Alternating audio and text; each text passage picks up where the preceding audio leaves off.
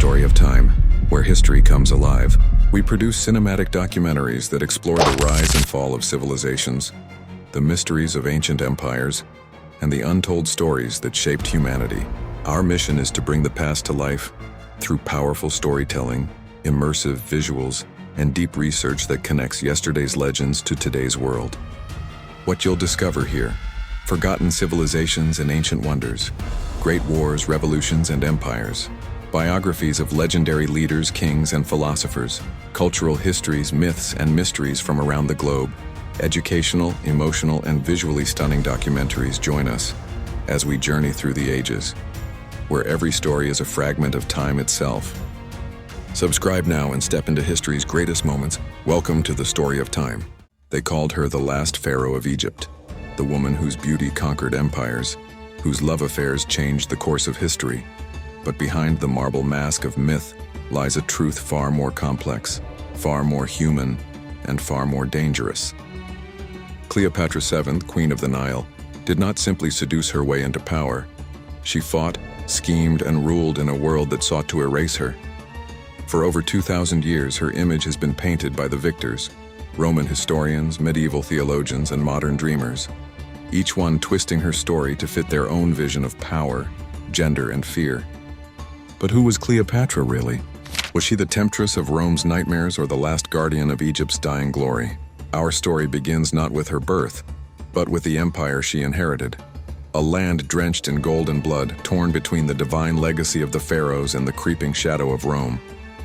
The Ptolemaic dynasty had ruled Egypt for nearly 3 centuries, descendants of Alexander the Great's Macedonian general. But by Cleopatra's time, their lineage was decaying, poisoned by greed and incestuous rivalry. The throne she claimed was surrounded by daggers, her family's ambitions devouring itself. At 18, she became co-ruler with her younger brother Ptolemy the Ruthind, but power in Alexandria was never shared. The palace was a labyrinth of whispers, and soon Cleopatra was exiled, cast out of her own kingdom by those who feared her intellect as much as her beauty. But Cleopatra was not made to fade into history. With cunning and charisma, she staged one of the most audacious comebacks the ancient world had ever seen. In the summer of 48 BC, as Julius Caesar's legions stormed the city, Cleopatra had herself smuggled into the royal palace, rolled inside a carpet. When the carpet unfurled before the Roman general, out stepped not a helpless girl but a queen reborn. Their meeting would ignite a union of politics and passion that reshaped 2 civilizations. Caesar saw in Cleopatra more than an ally. He saw the living embodiment of Egypt itself, cultured, mysterious, and eternal. To her people, she became Isis made flesh, the goddess reborn, mother of kings and protector of the Nile. To Rome, however, she was the serpent of the East, a symbol of corruption and female ambition that had to be tamed. From the very beginning, her legend was forged in the flames of propaganda. Caesar's rivals whispered that she bewitched him with magic, that her bed was her throne. Yet behind closed doors, Cleopatra was orchestrating Egypt's revival, stabilizing the economy, expanding trade routes, and restoring temples to gods long abandoned. She spoke 9 languages, negotiated with foreign powers, and walked among her people not as a monarch cloaked in isolation, but as a living deity tied to the destiny of her land. When Caesar was assassinated in 44 BC, Cleopatra's world once again trembled. Rome fell into chaos, and from its ruins rose 2 men who would define her fate: Mark Antony and Octavian, the future Augustus. Antony was a soldier of fire, Octavian a strategist of ice. Both saw Egypt as the key to Rome's survival, but only one would win Cleopatra's allegiance and her heart. When she first met Antony at Tarsus, legend says she arrived not as a supplicant but as a vision of divinity, sailing down the Cydnus River in a gilded barge, dressed as the goddess Aphrodite, surrounded by incense, music, and silk. This was not seduction, it was theater. Cleopatra understood image better than any ruler of her age. She knew that in a world ruled by men, perception was power. The spectacle stunned Antony, but more importantly, it announced to the world that Egypt would not bow to Rome. It would dazzle it into submission. The 2 became lovers and political allies, their union sealing a fragile peace between East and West. Together, they had 3 children and dreamed of a restored Egyptian empire that would outshine Rome itself. Yet back in Rome, Octavian was crafting a different story, one that would destroy them both. To Octavian, Cleopatra was not just a rival queen, she was the perfect enemy. In his propaganda, she became a monstrous temptress, a foreign witch corrupting Rome's noble general.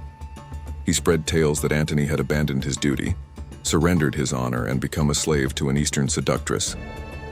The same rhetoric that once justified Caesar's conquest now fueled Octavian's war for power. He declared that Antony was no longer Roman, that Cleopatra had bewitched him with her poison. Coins were minted showing her image beside a serpent. Plays were staged mocking her arrogance. Poets whispered that she wanted to move the Roman capital to Alexandria. Every rumor, every lie was a weapon in Octavian's campaign to turn Rome's fear of the East into a call for war. Cleopatra, aware of the tide turning against her, fortified her fleets and braced for the coming storm. The Battle of Actium in 31 BC was more than a military clash. It was a battle for the soul of history itself. On one side stood Cleopatra and Antony, representing a world of ancient gods, splendor, and independence. On the other stood Octavian, heralding a new order of empire, discipline, and propaganda. When Antony's fleet faltered, Cleopatra made a fateful decision. She retreated to save what remained of Egypt's strength. Historians would later claim it was cowardice or betrayal, but perhaps it was something else. The last desperate act of a queen who refused to watch her empire burn for a war she did not start. Antony followed her back to Alexandria, broken and doomed, their love story now a tragedy written in advance. As Octavian's legions closed in, the lovers faced their final reckoning. Antony fell on his sword, dying in Cleopatra's arms. Soon after, realizing the fate Octavian had planned, to march her as a captive in his triumph through Rome, Cleopatra chose her own end. The image of her death, calm, regal, bitten by the asp, is burned into legend. Yet even this moment, the most personal of all, was weaponized by Rome. Octavian ensured her body was displayed, her story reshaped. He turned her into a symbol of defeated excess, the fallen queen who dared to challenge Rome's destiny. But propaganda did not die with her. It lived on, evolving across centuries. Roman historians like Plutarch and Cassius Dio described her as beautiful yet dangerous, cunning yet hysterical. To them, she was never a ruler, only a woman who misused her charms.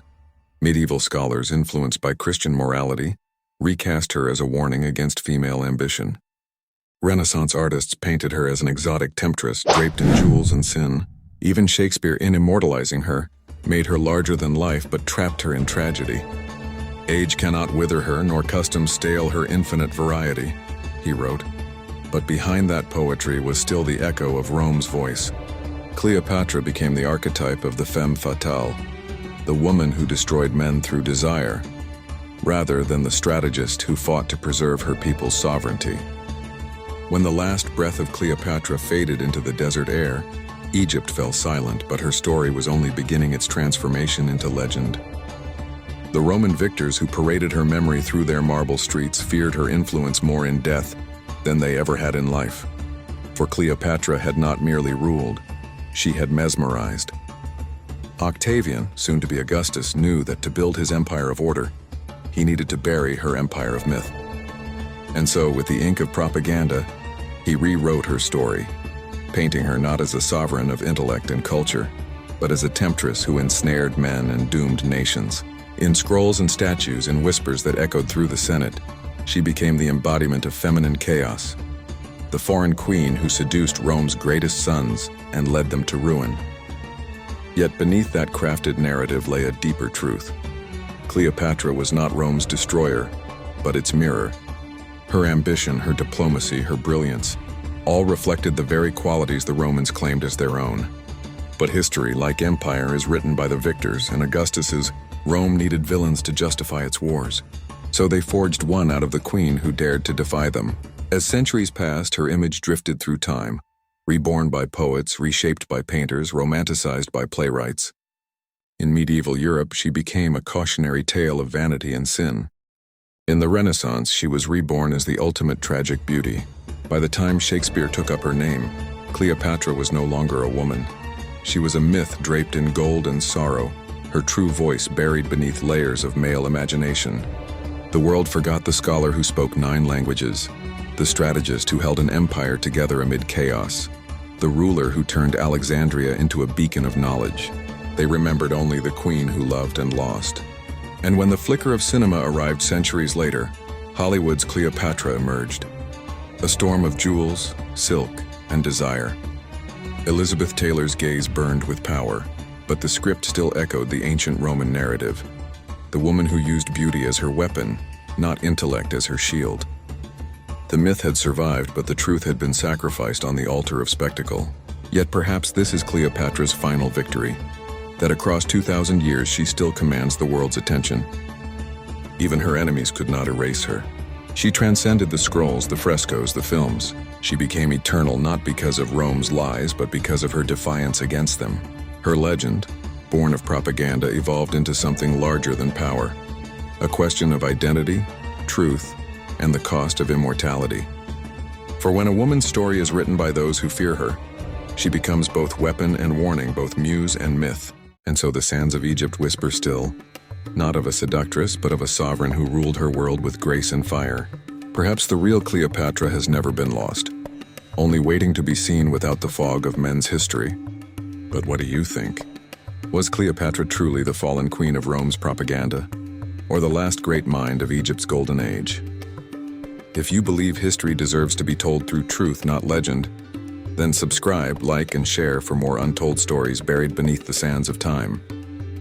Across the centuries, the dust of empires settled, yet the enigma of Cleopatra refused to fade. Beneath the golden dunes of Egypt, archaeologists still search for her tomb, a resting place that may never be found, as if the queen herself refuses to be contained by history's tombstones.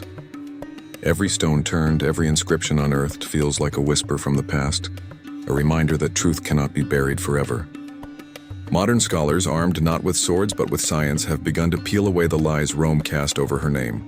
Ancient texts, once dismissed as fables, now reveal fragments of a woman who ruled not by seduction, but by intellect, who balanced diplomacy with empire, who saw herself as Isis reborn, not for vanity, but as a symbol of unity between Egypt's past and its uncertain future. The Cleopatra emerging from these rediscoveries is not the lover of Caesar or Antony first, but the last guardian of a civilization that stood for 4,000 years. Her reign marked the twilight of the pharaohs, a bridge between worlds, where the old gods bowed to Rome's steel and the Nile's light dimmed beneath foreign banners. Yet through her, Egypt refused to vanish quietly. She made her death an act of defiance, choosing the bite of the asp over the humiliation of chains, ensuring her legacy remained hers to command. And perhaps that choice, that final moment of control, is what made her immortal. For every generation since has seen in Cleopatra a reflection of itself. To some, she is the embodiment of dangerous beauty. To others, a symbol of women's power against patriarchy's narrative. In classrooms and museums, her name now sparks debate rather than judgment. Feminist historians reclaim her not as a temptress, but as a tactician. Artists rediscover her not as ornament, but as oracle. The propaganda that once imprisoned her story has begun to crumble, revealing something far more powerful than myth. A woman who defied the currents of empire and time itself. And still, in the modern world of screens and headlines, Cleopatra endures. Her face appears in fashion, her spirit in literature, her name in every discussion about how history remembers its queens. Even artificial intelligence, through the cold logic of a new age, finds itself tracing her memory, trying to separate the human from the legend. Perhaps that is Cleopatra's final act of genius, that she made herself unforgettable in a world built to forget women like her.